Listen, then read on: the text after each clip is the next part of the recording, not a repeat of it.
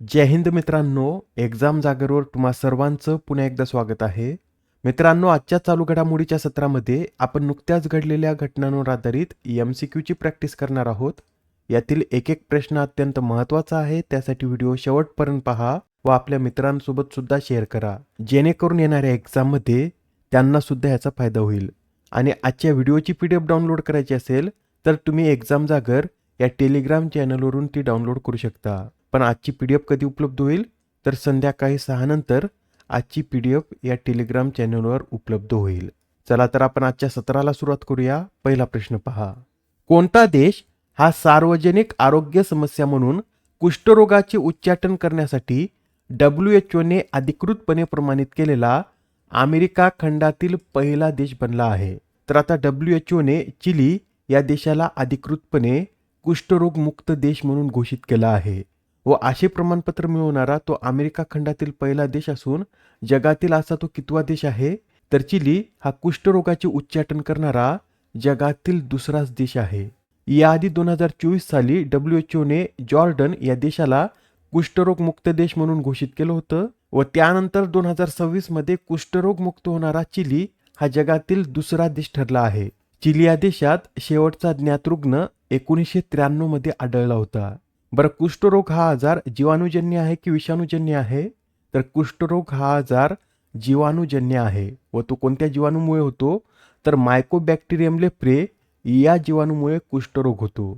येथे WHO विषयी माहिती सांगायची झाली तर WHO म्हणजे वर्ल्ड हेल्थ ऑर्गनायझेशन. याची स्थापना 7 एप्रिल 1948 मध्ये करण्यात आली व याचं मुख्यालय कुठे आहे? तर स्वित्झर्लंडमधील जिनेव्हा येथे याचं मुख्यालय आहे. पुढील प्रश्न पहा. अस्मिता लीग उपक्रम कोणत्या दिनाच्या निमित्ताने सुरू करण्यात येत आहे? तर हा जो अस्मिता लीग उपक्रम आहे हा आंतरराष्ट्रीय महिला दिनाच्या निमित्ताने सुरू करण्यात येत आहे. अलीकडेच केंद्रीय क्रीडा राज्यमंत्री रक्षा खडसे यांनी आंतरराष्ट्रीय महिला दिनानिमित्त देशव्यापी अस्मिता लीग सुरू करण्याची घोषणा केली. हा अस्मिता लीग खेलो इंडिया व माय भारत यांचा संयुक्त उपक्रम आहे व हा उपक्रम 8 मार्च रोजी देशातील 250 ठिकाणी एकदा सुरू करण्यात येणार आहे. मित्रांनो, अस्मिताचा फुल फॉर्म नोट करून घ्या. Achieving sports milestone by inspiring woman through action असं या अस्मिताचं फुल फॉर्म आहे. अस्मिता हा उपक्रम महिलांमध्ये क्रीडा प्रोत्साहनासाठी खेलो इंडियाच्या लिंग तटस्थ ध्येयाचा एक भाग आहे. यात आता आपल्याला कोणकोणते पॉईंट लक्षात ठेवायचे आहेत? तर अस्मिता लीग हे आंतरराष्ट्रीय महिला दिनाचं औचित्य साधून सुरू करण्यात येत आहे व हा उपक्रम खेलो इंडिया व माय भारत यांचा संयुक्त उपक्रम आहे.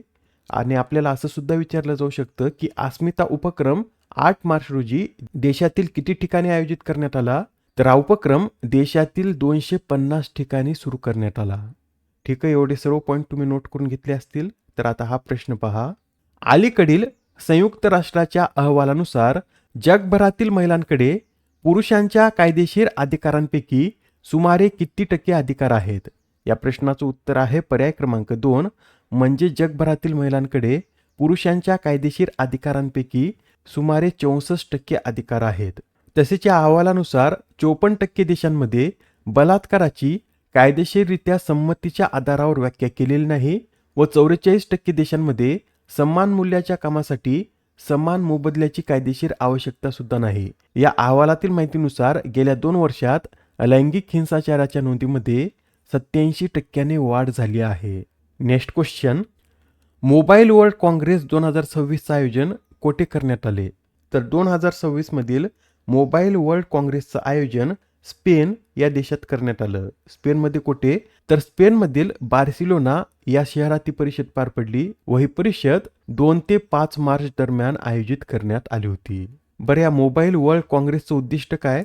तर मोबाईल आणि डिजिटल तंत्रज्ञानातील नवीन संशोधन व नवकल्पना सादर करणे, जगभरातील टेक कंपन्या, स्टार्टअप, संशोधक आणि धोरणकर्ते यांना एकत्र आणणे व दूरसंचार क्षेत्रातील भविष्यातील ट्रेंड आणि धोरणावर चर्चा करणे हे या मोबाईल वर्ल्ड काँग्रेसचं उद्दिष्ट आहे.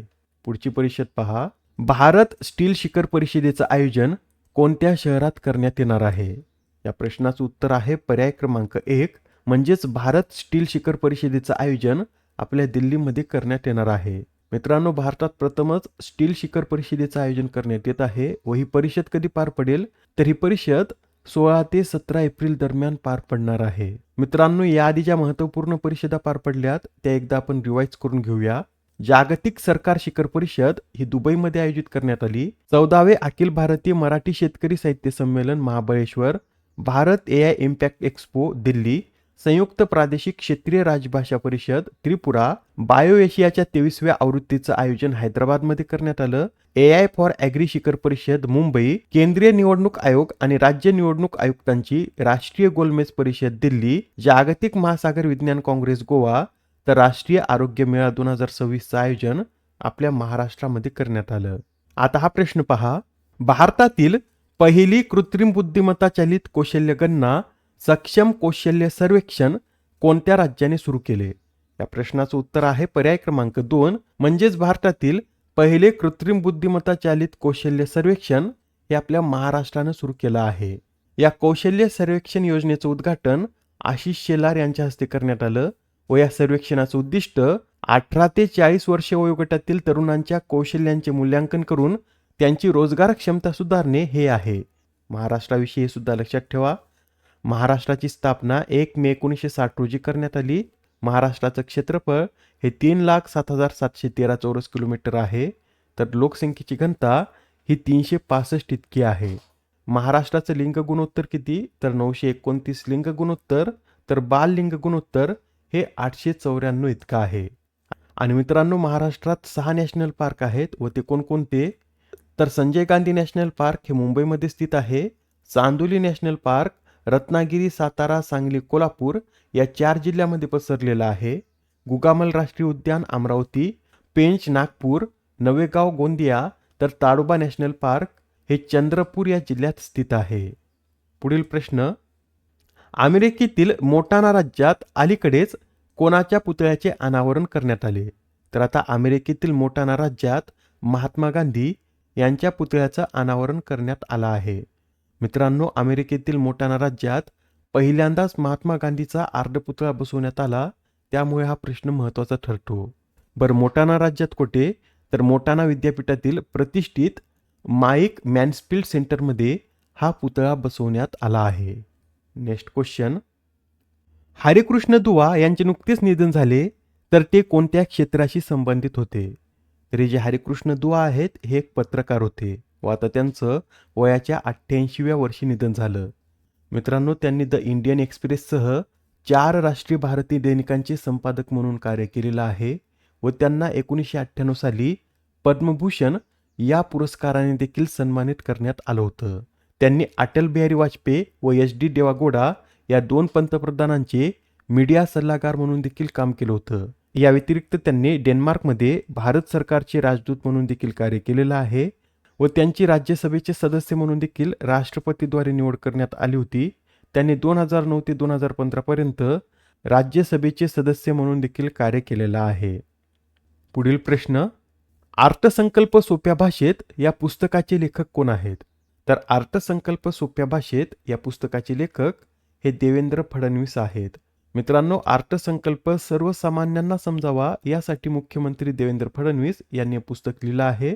तुम्ही सुद्धा हे पुस्तक वाचू शकता. गुगलवर जाऊन अर्थसंकल्प सोप्या भाषेत सर्च करा, तेथे हे पुस्तक तुम्हाला फ्रीमध्ये वाचण्यास मिळेल. आजच्या सत्रामधील शेवटचा प्रश्न पहा, अलीकडेच कोणत्या राज्यात गांडुळाच्या 2 नवीन प्रजाती सापडल्यात? तर आता गांडुळाच्या 2 नवीन प्रजाती या केरळ राज्यात सापडल्या आहेत. केरळमधील कोणत्या राष्ट्रीय उद्यानात या प्रजाती सापडल्यात? तर केरळमधील सायलेंट व्हॅली राष्ट्रीय उद्यानात या 2 प्रजाती सापडल्या आहेत. यांना काय नाव देण्यात आली? तर मोनिलिगास्टर गिरीशी व ड्रायडा रेनॉल्डी असे या 2 प्रजातींना नाव देण्यात आलं आहे.